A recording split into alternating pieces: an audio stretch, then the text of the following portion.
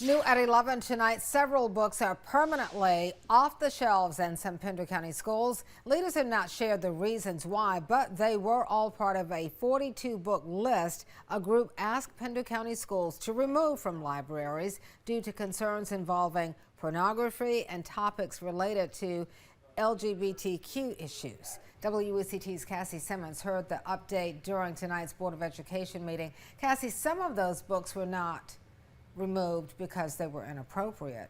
That's right, Fran. While the group who asked the district to remove those books cited concerns over pornography, at least one was removed simply because it hadn't been checked out in several years. Still, the update left several people disappointed. Thank you. 13 people, 10 by phone, 3 in person, spoke to board members at Tuesday's Board of Education meeting, voicing concerns about a potential book ban.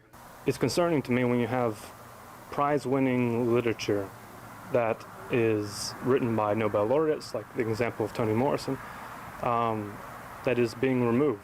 At the end of the day, though, board members were not the ones who had the final say. And each school is in charge and responsible for their own collection to not only go for things prior to purchase, but also with that policy to review those things on a continual basis to see if they need to be weeded out of our collection. 7 different books in 10 schools will not return to library shelves after the review. Some of those include The Absolute True Diary of a Part-Time Indian by Sherman Alexie, written about a Native American teenager, Sold by Patricia McCormick, written about a woman sold into slavery, and 13 Reasons Why by Jay Asher, written about a girl who takes her own life. The reason each one was removed has not been announced. One of the board members asked specifically about some of the information, so I'll be working with our superintendent leadership team to see in what way that information can be shared to the board and or public upon request. I'm not really appeased, and I'm not really content with the answer we got.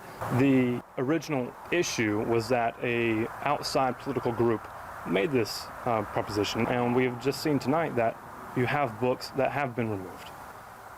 And just, I think that opens a door for outside groups to come in and to expect that. Though some schools did decide to remove some of the books in question, others decided to keep them in the school library. I did ask for a copy of the reviews to learn more about which books were removed from which schools and why. I'll have that update as soon as we get those documents, Fran. All right, Cassie, thanks so much.